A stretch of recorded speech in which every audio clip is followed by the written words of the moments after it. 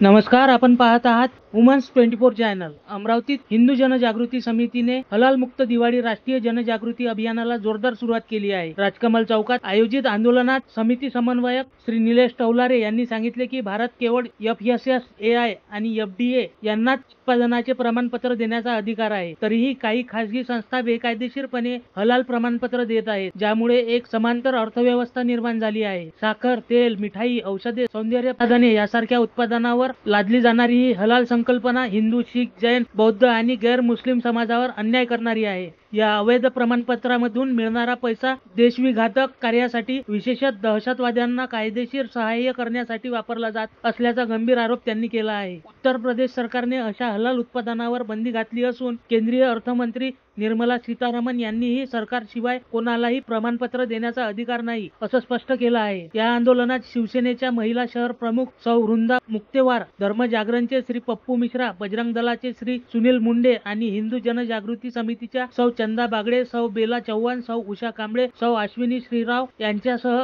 अनेकांनी सहभाग नोंदवला। देशभरात हलाल मुक्त दिवाळी अभियानाअंतर्गत आंदोलने, निवेदने आणि ऑनलाईन याचिका राबवल्या जात आहेत। नागरिकांनी राष्ट्रीय भावनेतून या अभियानात सहभागी व्हावे असं आवाहन समितीने केलं आहे। म्हणजे आतंकवादाला या हलाल प्रमाणपत्रामधून जो निधी पुरवला जातो, आतंकवादी पोचले जातात, आतंकवाद्यांच्या केसेस लढवले जातात, अशा हलाल प्रमाणपत्रावरती बंदी घालण्यात यावी। तसेच आपण सर्व नागरिकांनी दिवाळी साजरी करत असताना, दिवाळीमध्ये फटाके विकत घेत असताना, दिवाळीमध्ये आपण फराळाचे पदार्थ, साखर आणि अन्य पदार्थ विकत घेत असताना आपण पदार्थ हे हलाल प्रमाणित तर नाही ना, म्हणजे हलाल केलेली उत्पादन तर नाही ना, हे आपण तपासलं पाहिजे।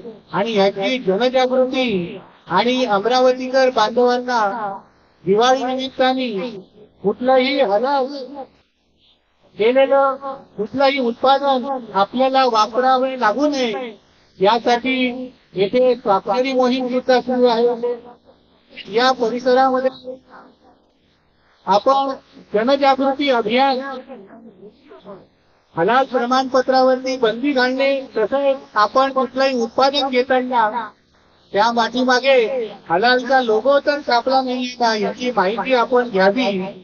या सर्व माहितीसाठी आजचं हे आंदोलन, आजचं हे जनजागृती अभियान आपले राजकमल चौक येथे आरंभलेलं आहे।